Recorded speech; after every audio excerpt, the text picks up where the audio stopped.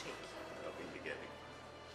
صبري بقول لك ايه، ادخل في الموضوع احسن. ودي خلاص حبيبتي انا بهزر معاكي. وليك وش تهزر؟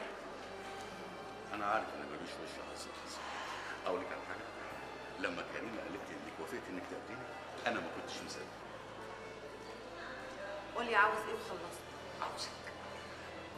عاوز نرجع لبعض تاني زي زمان. ما ينفعش يا صبري، ما ينفعش. اللي انكسر عمره ما يتصلح تاني. انا عارف. ارجوك يا الهام اديني فرصه نحاول نرجع اللي كان بينا. اللي كان بينا؟ قلت لك ما ينفعش يا صبري. اعيش معاك تاني ازاي؟ اشوفك بالعين اللي كنت بشوفك بيها قبل كده ازاي؟ اتكلم معاك ازاي؟ خلاص يا صبري، احنا بقينا غربة عن بعض. اكيد في حل، لازم نشوف حل لينا احنا الثلاثه. شفت انت قلت ايه؟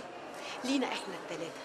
يعني المشكلة ما بقتش مشكلتي ومشكلتك، لا، ده بقى في طرف ثالث. ومش بس كده، ده بقى في طرف رابع كمان. لا يا صبري، صعب قوي. مش الست محاسن حامل؟ ايوه حامل. ومالك؟ مالك بتقولها بأسى كده ليه؟ مش انت اللي عملت كده عشان الطفل ده؟ لا، اللي كان نفسي اجيب الطفل ده منك انت. ما تحاولش تضحك عليا بكلمتين. طب اهدي ارجوك، قولي لي طلباتك ايه وانا تحت امرك. طلباتي؟ تطلقني يا صبري، تطلقني. انا مش عايزه اعيش معاك تاني، وبعد كده ابقى حره، اسافر ما اسافرش، اروح في الحته اللي تعجبني. انا حره يا صبري، انا حره. انا مش عايزه اعيش معاك تاني. انا مش ممكن هوافق على حاجه زي كده يا الهام. وانت مالك انت؟ انا حره. لا، انت مش حره لان انا اللي مسؤول عنك. يا سلام، بأمارة ايه بقى يا حبيبي؟ شفتي؟ اه، اديك قلتيها. كلمه وخرجت غصب عني. كدابه. انت لسه بتحبيني ولا لسه بموت فيكي؟ يظهر اني انا غلطت اني جيت فعلا. بقول لك يا صبري، انا ماشيه، ومش بس كده، انا هرفع عليك قضيه وهاخد حكم، وعندي احسن محامي في مصر. احسن مني؟ احسن منك 100 مره. طيب الهام من فضلك ارجوكي بلاش حكايه الطلاق دي.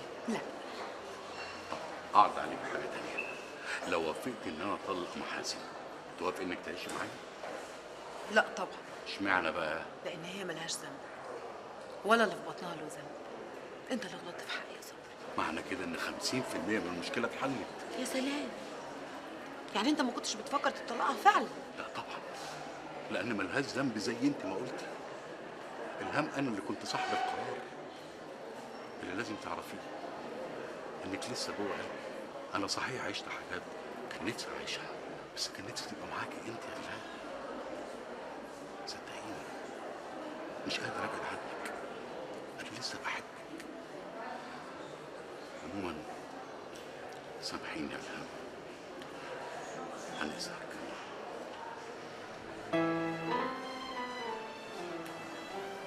صبري، فندم. لو كانت بنت هتسميها ايه؟ نعم؟ إيه انت ما بتسمعش ولا ايه؟ لو جت بنت هتسميها ايه؟ الهام طبعا.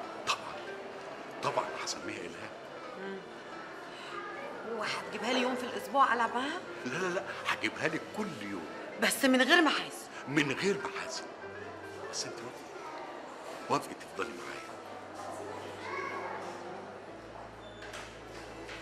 ألف مبروك يا صبري، ما تتصورش أنا فرحانة قد إيه. مش أكتر مني يا محاسن. أنت أصلك ما تعرفش الهام بالنسبة لي تبقى إيه؟ دي أحلى أيام عمري. ياه، أنا مش ناسي لما كنت بقف لها تحت البلكونة. ذكريات الحب الأول. أول مرة لمست إيديها. أول مرة خدت ميعاد منها. أنت عارفة فيلم الوسادة الخالية؟ طبعا عارفاه. هو الفيلم ده بقى بالظبط.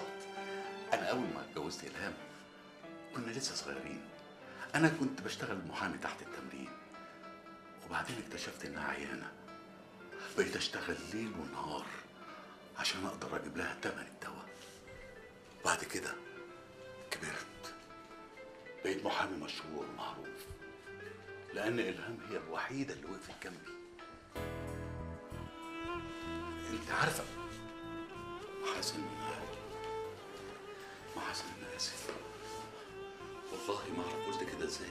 انا مش زعلانه يا صبري، انا سعيده ان اللي جواك من ناحيه الهام بالشكل ده، لانه اكيد اللي جواك من ناحيتي برضه كده. واكتر والله يا محاسن، والله صدقيني. انا مش عاوزه اكتر، كل اللي انا عاوزاه انه نفضل مع بعض وبس. خلاص يا محاسن، هنفضل مع بعض على طول. انت عارفه اللي حصل النهارده ده امل كان نفسي احققه في يوم من الايام. عيله كامله اتلم شملها في لحظه، ده غير البيبي اللي ربنا سبحانه وتعالى اداهولي.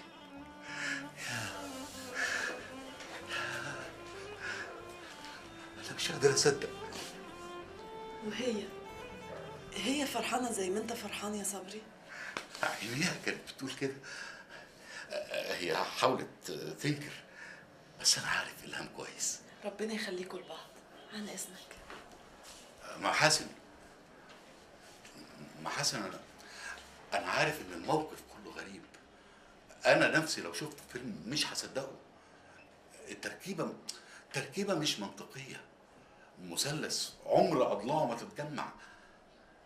عندك حق، بس صدقني انا سعيده، هعمل كل جهدي ان المثلث ده يفضل زي ما هو ويبقى اجمد واجمل. لا يا حبيبتي، المثلث ده ان شاء الله هيبقى مربع. انت ناسيه البيبي ولا ايه؟ ها؟ على فكره، الهام طلبت مني طلب ايه؟ يعني لو خلفنا بنت نسميها الهام. ها، ايه رايك؟ اللي تشوفه يا حبيبي. لا طبعا، انت امها، لو مش عاوزه بلاش. انت وعدتها؟ ها؟ بصراحه ايوه. يعني خفت لا ترجع في كلامها، ما انت عارفه انها مجنونه. خلاص يا صبري، نسميها الهام. طب وما قالتلكش لو جه ولد نسميه ايه؟ لا، تصوري باين عليها نسيت. انا هكلمها في التليفون. لا وليه خليها ناسيه؟ اهي فرصه يبقى من اختياري، مش كده؟ طبعا يا حبيبتي، بس هي ليها طلب تاني يعني. ان شاء الله لما نجيب البيبي نفسها تاخد البنت يومين تقعد عندها يعني. اذا كان على يومين بسيطه. لا ده كل اسبوع يعني. كل اسبوع؟ عموما انت مامتها، لو مش عايزه بلاش، بس انا خايف يعني لو. لا خلاص يا صبري، مستعده انا كمان اوديها. لا يا حبيبتي، انا اللي هوديها. حاضر يا صبري. مش عايز تاكل اجهز لك العشاء؟ لا، تصوري من فرحتي نفسي تسدد عن الاكل. ربنا يسعدك كمان وكمان. تصبح على خير. محاسن ارجوكي ما تفهمينيش غلط. محاسن، انا صحيح فرحان، بس مش عشان الهام، لا، ده عشاني وعشانك وعشان البيبي اللي جاي. محاسن، ما تزعليش مني، اعتبريني عيل صغير وجات له حاجه كبيره وفرحان بيها. خلاص بقى، عشان خاطري. حاضر. بموت فيكي. انت حر، اعملي اللي انت عايزاه، لكن انا لا. ليه انت لا؟ لان ظروفنا مش زي بعض. انا اسفه ان انا بقولك الكلام ده، بس انا ما قصرتش مع عبد المنعم كزوجة. ما هو ده اللي كان محتاجه جوزك. انت نفسك ما قصرتيش، يعني انا صح. يا لقاء، بلاش نضحك على بعض. المشاكل اللي بينك وبين عبد المنعم اكبر بكتير من انك تلخصيها في كلمتين. المشاكل اللي بيني وبين عبد المنعم مش مجرد مشاكل، ده خلل في شكل اجتماعي. الفجوه الثقافيه اللي بيني وبينه كبيره، عملت حاله من الفوضى حتى في طريقه تربيته لاولاده. كفايه بقى الكلام اللي بتحاولي تقنعي بيه نفسك انك صح وانت عارفه انك غلط. انا متاكده ان انا صح. طيب، شعورك ايه لما تعرفي ان جوز الست لقاء خريجة المدارس الفرنساوي وكلية الألسن اتجوز عليها؟ بلاش دي، اتجوز عليها مين؟ الخدامة بتاعتها. بلاش دي، شعورك ايه لما تعرفي الهام طريقه كلامك اخذت شكل انا مش موافقه عليه اصلا. عشان عاوزاكي تفوقي. ازاي؟ باني اوافق انه يتجوز عليا؟ طبعا لا. خلاص اقعدي معاه وتفهموا علشان خاطر الاولاد حتى.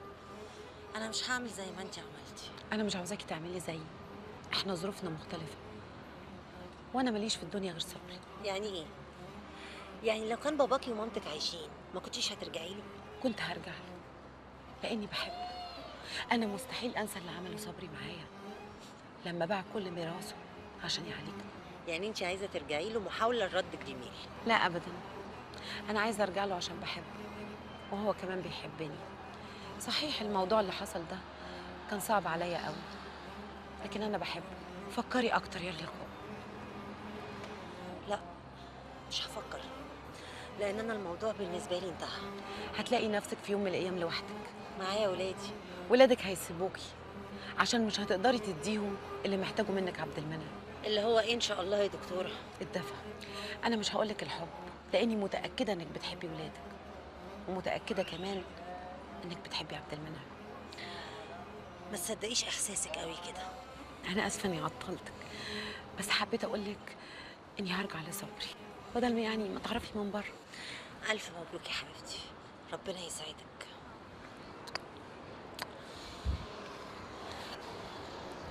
لقاء، انا عايزه اقولك يعني انا مستنيه اليوم اللي صبري يبقى فيه اب. انا حاسه ان الطفل ده جزء مني، هيقربنا من بعض اكتر. انا ماشيه.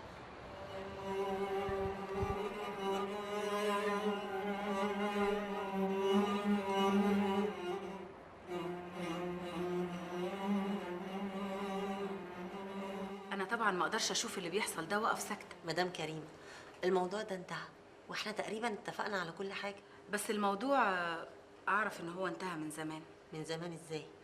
الموضوع ده منتهي من فتره قصيره. لا يا حبيبتي، الحكاية منتهية من زمان، وأنا كذا مرة كنت عايزة أجي أقعد وأتكلم معاكي، بس للأسف إلهام وجيهان قالوا لي لأ. بس أنا ما كنتش متصورة أبدا إن الموضوع هيوصل للدرجة دي. لا، الموضوع كان لازم يوصل للدرجه دي. ليه بقى؟ هو ده السؤال. مدام كريمه، الكلام في الموضوع ده لا هيقدم ولا هيأخر. ليه يا حبيبتي؟ إحنا لازم نحاول تاني، خصوصا إن عبد المنعم مش وحش قوي يعني، وكفاية إن في بينكوا أولاد. ما هو نسي كل حاجه وراح اتجوز اهو. ما سألتيش نفسك هو راح يتجوز ليه؟ والله ما يهمني. لا يا حبيبتي، لازم يهمك عشان بنتك لما تكبر ما تقعش في نفس الغلطة. انا بنتي هختار لها الراجل اللي تتجوزه، الراجل اللي يبقى على نفس مستواها وعلى نفس تفكيرها، الراجل اللي لما تدخل معاه مكان تبقى متشرفه انها مراته. أنا فهمت. وطبعا عبد المنعم وصله الإحساس اللي جاي منك ده. يا خسارة يا لقاء، تصدقي إن الراجل ده صعبان عليا قوي. ليه بقى ان شاء الله؟ لأنه صعب قوي على الراجل إن هو يحس إن مراته بتبص له من فوق، أو يحس إن هو مش قادر يحمي بيته ومراته. يا حبيبتي ليه تعملي كده؟ طب كنت على الأقل اكدبي عليه. وليه ده كله؟ مدام كريمه، لو عبد المنعم بعتك علشان تصلحي الموضوع ده فانا الموضوع ده بالنسبه لي انتهى. عبد المنعم ما يعرفش خالص إني جايالك. طب كويس والله. على العموم البيت ده بيتك وانت عارفه ومتاكده ان انا بحبك. يا حبيبتي وأنا كمان بحبك، وعشان كده أنا صعبان عليا قوي اللي بيحصل. على العموم أنا مش هصلح الكون ومش هقولك تعملي إيه، لأن كان المفروض تعملي الكلام ده من زمان، من أيام ما اتجوزتيه. المهم دلوقتي إن عبد المنعم عايز يشوف أولاده. هو طلب منهم انهم يعيشوا معاه وهم رفضوا. يا لقاء يا حبيبتي، عبد المنعم تعبان جدا، أعصابه تعبانة وحالته النفسية وحشة. امبارح لما كنا بنتكلم وجت سيرة أولاده الدمعة فرت من عينه ومشي يا عيني وهو حزين جدا. أرجوك يا لقاء خليهم يشوفوه ويطمنوا عليه. حاضر، هقول لهم يطمنوا عليه. دي أمانة يا لقاء. خلاص يا مدام كريمه، صدقيني هقول لهم. على العموم يا لقاء أنا رضيت ضميري، الباقي عليكي انتي بقى. يلا سلام عليكم. شرفتي وانستي مدام كريمه. الله يخليك. اتفضل.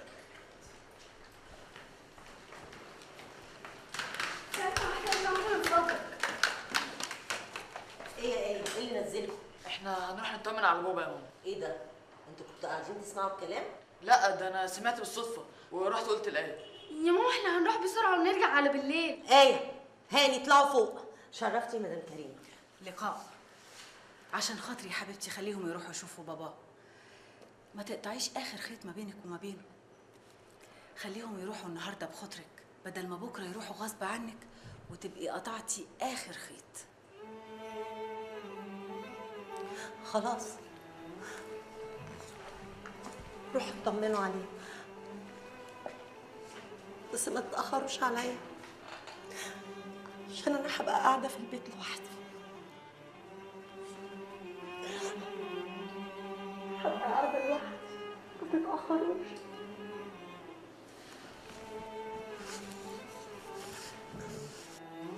ما تخافيش يا لقاء يا حبيبتي، انا هوديهم له عشان يشوفهم وهرجعهم لك على طول. انا متشكره متشكره قوي. يلا يا ولاد يلا حبيبتي.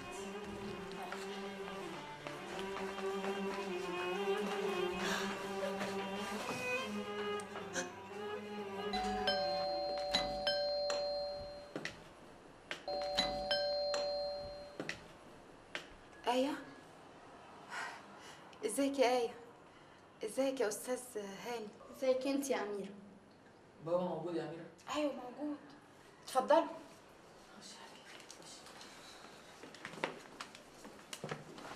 أهلا يا فندم. اهلا بيكي. انا مرات عبد اللطيف خال الاستاذ صبري، تعرفيه؟ طبعا. تقدري كمان تعتبريني اختهم الكبيره. أهلا وسهلا، نورتي. اتفضلي. ميرسي.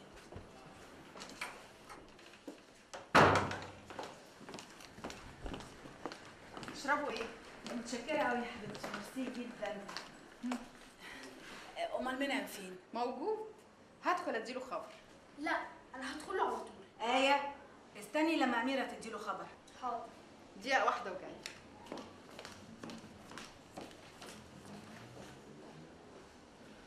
يعني إيه تديله خبر؟ ده بابا، يعني المفروض إحنا ندخل له على طول.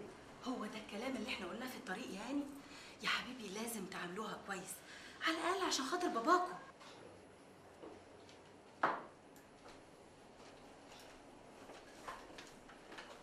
سمانعم، سمانعم، يا سمانعم. في ايه يا أميرة؟ أنت نايم يا أخويا؟ في ايه يا أميرة؟ في ضيوف عايزينك بره. ضيوف مين؟ ضيوف وخلاص، قوم قابلهم.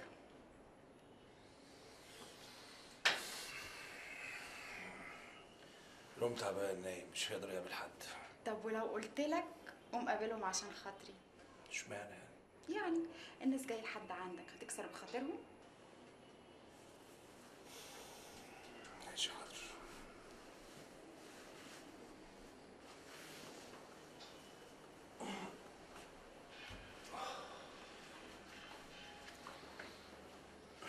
ايه ده؟ انت هتقابلهم بالشكل ده؟ يلا يلا غير هدومك واغسل وشك كده واحلق دقنك وظبط نفسك. يلا وانا هروح أقعد. أنا عايز أفهم حاجة. مين الناس اللي بره اللي أنت مهتمة بيهم قوي؟ هو سر ولا إيه؟ ما تقولي يا أميرة مين اللي بره؟ بس وخلاص، لما تشوفهم هتعرفهم. يلا انا هروح اقعد معاهم لحد ما تظبط نفسك وتيجي. ما تتأخرش.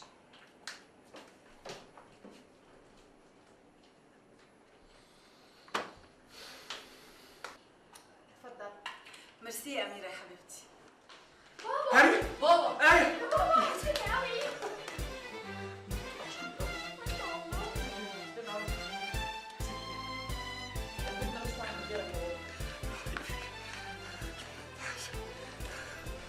ست كريمة أنا آسف ما خدتش بالي. فرحتي بالعيال ما ركزتش. ولا يهمك مفيش أي حاجة. يا ريت نروح نعمل قهوة. سيبهم براحتهم شوية. يلا. اقعدي يا حبيبتي، اقعدي يا حبيبتي، اقعدي يا هاني. وحشتوني قوي يا ولاد. يا ولاد ما تسألوش عن بواب تليفون واحد بحاولة، مع اني سايب لكل واحد فيكم ورقة مكتوب فيها تليفون البيت وتليفون المخزن، ما انتوا حافظينه، ليه ما بتكلمونيش؟ معلش يا بابا، كنا زعلانين من حضرتك شويه. بس لما طنط كريمة جت وعرفنا إن حضرتك تعبان قلنا لازم نيجي نزورك. لا يا حبيبي انا خلاص ما بقتش تعبان، انا زي الفل طالما شفتكم. بقول لكم يا ولاد انا عايزكم تقعدوا معايا على طول. ما ينفعش يا بابا، وهنسيب ماما لوحدها. إحنا وعدناها بكده. خلاص طالما وعدتوها يبقى خلاص بس اهم حاجه توعدوني انا كمان انكم تسالوا عليا. بقول لكم ايه، ما تيجوا عندي هنا خميس وجمعه، مش عايزين نبعد عن بعض. يا ولاد كفايه اللي راح. حاضر. قولوا لي بقى، عاملين ايه في المدرسه؟ مش هتصدق، انا دلوقتي بشرح لاصحابي في الفصل اللي مش فاهمينه مع المستر. يا راجل. وانا طالعه التالتة على الفصل في امتحانات الشهر. يا راجل. ايه القمر ده؟ حبيبي وحشني قوي. الله، ده انا من زمان قوي ما سمعتش ضحك زي كده في البيت.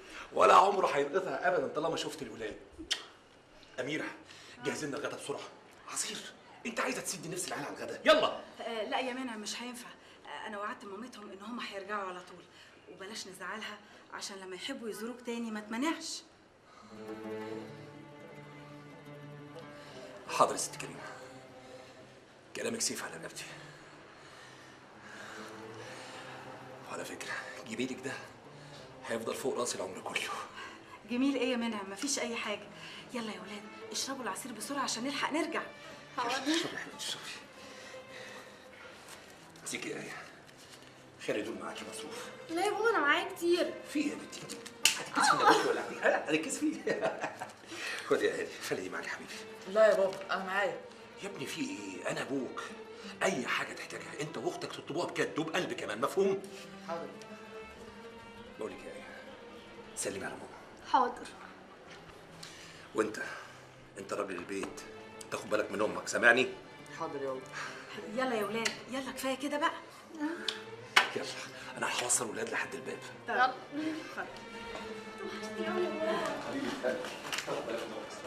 ميرسي قوي، ميرسي يا اميره، ربنا يخليك. سلام عليكم. مع السلامه. مع السلامه.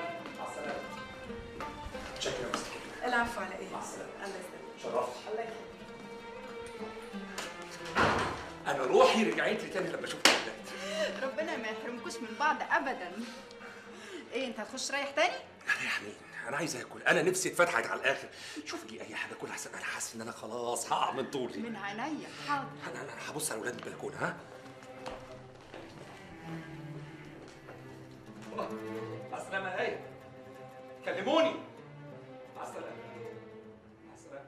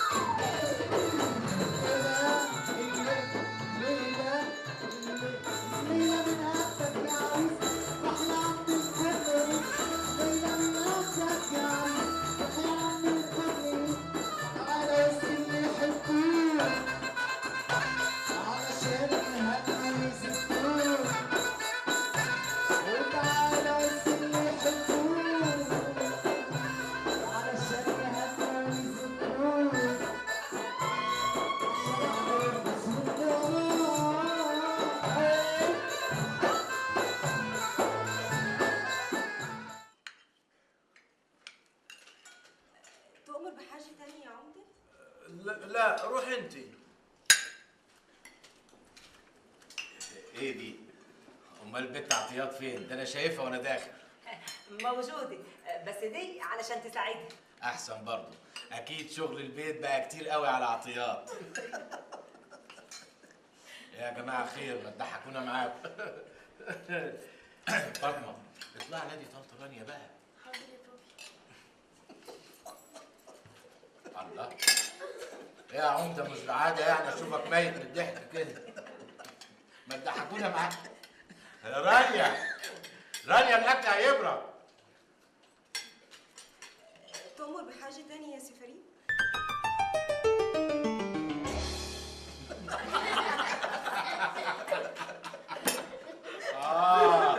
عشان كده بقى فطسانين من الضحك.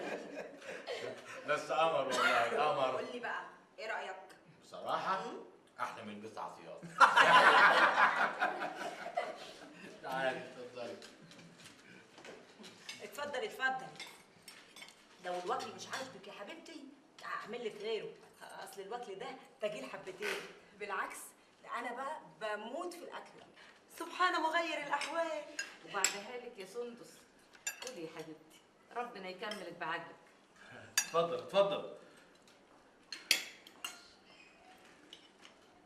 بس عايزينك بره يا عمر. جرايه يا سلماوي، شايفني هتغدى ولا ايه؟ كلهم بعدين.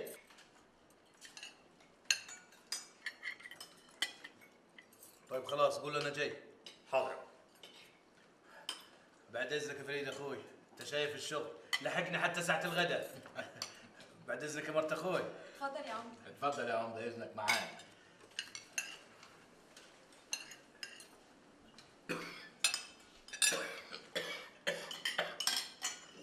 عطيات ما جابتش ميه ولا ايه؟ طب استنى انا هطلع اجيبها لك اهو. لا لا لا لا خليك انت. ولا انت خدتي على كده؟ انا اللي هجيب الميه.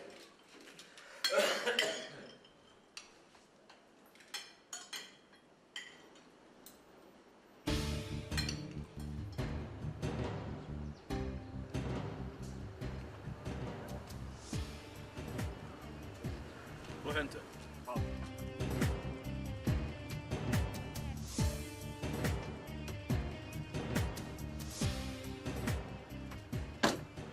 اهلا وسهلا اهلا وسهلا. اهلا بيك يا عمده. الدار والبلد نوروا. منوره باهلها. اتفضلوا الغدا جاهز ومفيش حد غريب. ما غريب الا الشيطان يا عمده. طلباتكم. الامانه اللي عندك او تمنها. مش فاهم. لا انت فاهم كل حاجه وفاهم كويس قوي. خلي بالك انت موجود هنا في داري، يعني ممكن ما تخرجش منها على خير. لا اطمن اطمن خالص، احنا مأمنين كل حاجه، الا لو كنت عايز الحكايه تكبر وبيتهيألي انك اعلى من كده. انا قلت قبل كده ان انا ما عنديش حاجه ليك واصل. روحوا دوروا في حته تانية. دورنا وتأكدنا، وانصحك وفر نصايحك ديت لنفسك، وخلي بالك انا بإشارة واحدة مني انت واللي مسنود عليهم ممكن اخليكم في خبر كان. وطي صوتك، اعتقد ان في ناس ما يصحش تسمع الكلام ده. ايه يا عمده؟ في حاجه يا عمده؟ لا ابدا يا فريد، موضوع كده وخلص خلاص. يعني مش عايز اي حاجه؟ حسك في الدنيا يا اخوي. اتفضل انت.